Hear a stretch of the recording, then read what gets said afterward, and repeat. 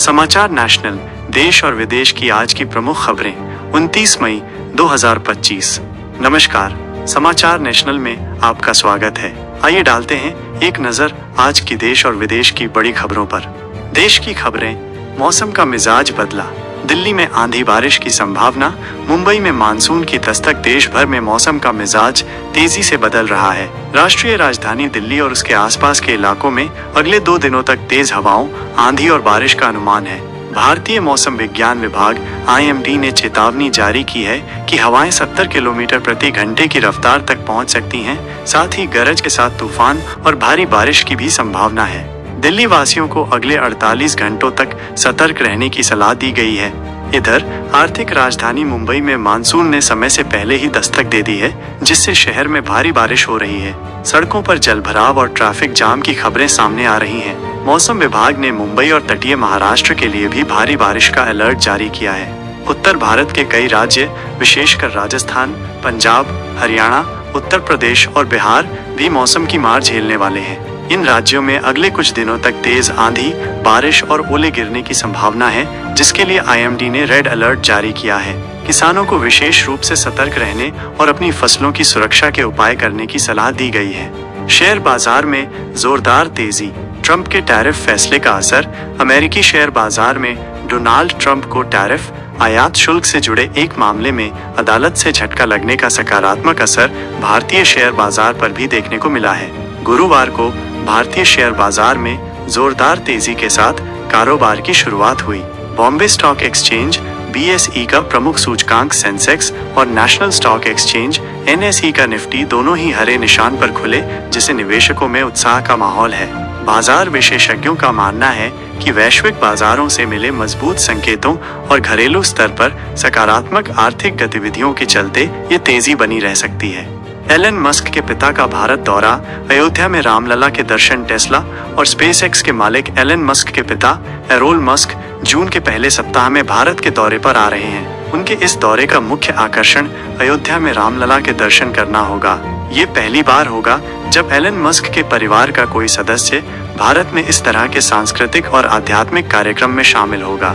Errol Musk के दौरे को लेकर अयोध्या में तैयारियां जोरों पर हैं। उनके दौरे से भारत और दक्षिण अफ्रीका, जहां से एरोल मस्क आते हैं, के बीच सांस्कृतिक संबंधों को और मजबूती मिलने की उम्मीद है।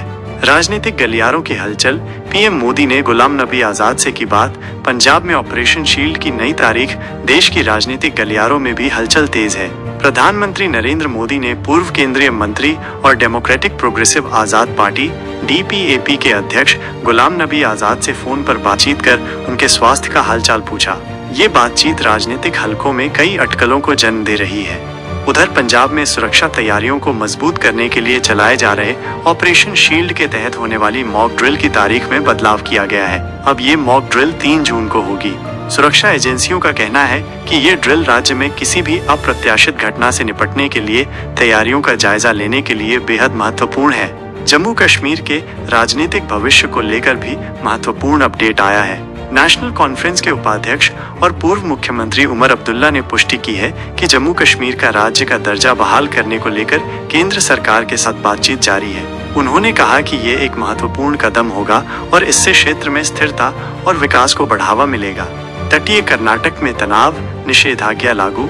भारत लड़ाकू विमानों के लिए स्वदेशी इंजन पर जोर। तटीय कर्नाटक में एक व्यक्ति की हत्या के बाद तनाव की स्थिति बन गई है। स्थिति की गंभीरता को देखते हुए प्रशासन ने एहतियाती कदम उठाते हुए निषेधाज्ञा धारा 144 लागू कर दी है। पुलिस बल की भारी तैनाती की गई है और लोगों से शांति बनाए रखने की अपील की गई है। रक्षा क्षेत्र से एक महत्वपूर्ण खबर आ रही है।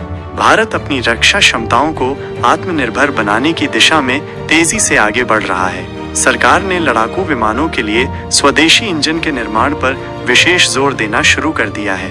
यह कदम भारत को रक्षा उपकरणों के लिए विदेशी निर्भरता कम करने में मदद करेगा और मेक इन इंडिया पहल को बढ़ावा देगा।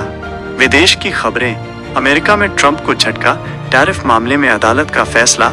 अमेरिका में पूर्व राष्ट्रपति डोनाल्ड ट्रंप को एक बड़ा झटका लगा है। टैरिफ आयात शुल्क से जुड़े एक महत्वपूर्ण मामले में अदालत ने उनके खिलाफ फैसला सुनाया है। इस फैसले के अंतर्राष्ट्रीय व्यापार और अमेरिकी अर्थव्यवस्था पर क्या प्रभाव होंगे, ये देखना अभी बाकी है। इस बीच एलन मस्क ने भी ट्रंप प्रशासन के साथ काम करने वाले एक विभाग को छोड़ने का ऐलान किया है, जिससे उनके और ट्रंप के बीच संबंधों में खटास आने की अटकलें लगाई जा रही हैं। ईरान में लापता भारतीय विदेश मंत्रालय का बयान। ईरान में लापता हुए 3 भारतीय नागरिकों के मामले पर भारत के विदेश मंत्रालय ने जानकारी दी है। मंत्रालय ने बताया है कि वे ईरानी अधिकारियों के साथ लगातार संपर्क में हैं और लापता भारतीयों का पता लगाने के लिए हर संभव प्रयास किए जा रहे हैं। परिवारों को भी स्थिति से अवगत कराया जा रहा है। पाकिस्तान को चीन से अरबों डॉलर का कर्ज। चीन को दोहरा फायदा। आर्थिक संकट से जूझ रहे पाकिस्तान को चीन से अरबों डॉलर का कर्ज मिलने वाला है। हालांकि विशेषज्ञों का मानना है कि इस कर्ज से चीन को दोहरा फायदा मिलने की उम्मीद है। ये कर्ज चीन के belt and road initiative BRI परियोजनाओं को बढ़ावा देगा और पाकिस्तान पर चीन का रणनीतिक प्रभाव भी बढ़ाएगा। इजराइल हमास संघर्ष। इजरायली सेना ने हमास प्रमुख को मार गिराने का दावा किया। इजराइल हमास संघर्ष से एक बड़ी खबर सामने आई है। इजरायली सेना ने घोषणा की है कि उन्होंने हमास के गाजा प्रमुख मोहम्मद सिनवार को मार गिराया है। यदि ये दावा सही साबित होता है तो ये हमास के लिए एक बड़ा झटका होगा और गाजा पट्टी में चल रहे संघर्ष पर इसका महत्वपूर्ण प्रभाव पड़ सकता है। हालांकि हमास की ओर से अभी तक इस दावे की पुष्टि नहीं की गई है। बांग्लादेश में चुनाव का भविष्य। यूनुस ने जापान में किया खुलासा।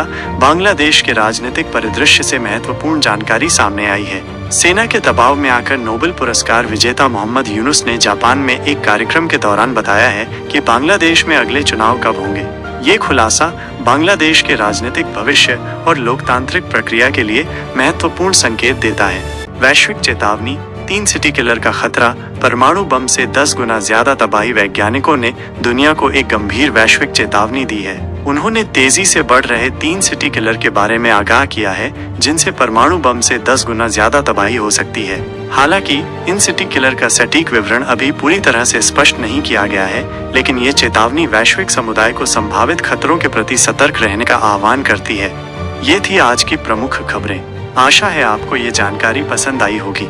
लाइक, शेयर और सब्सक्राइब करना ना भूलें। अपनी राय कमेंट में जरूर दें।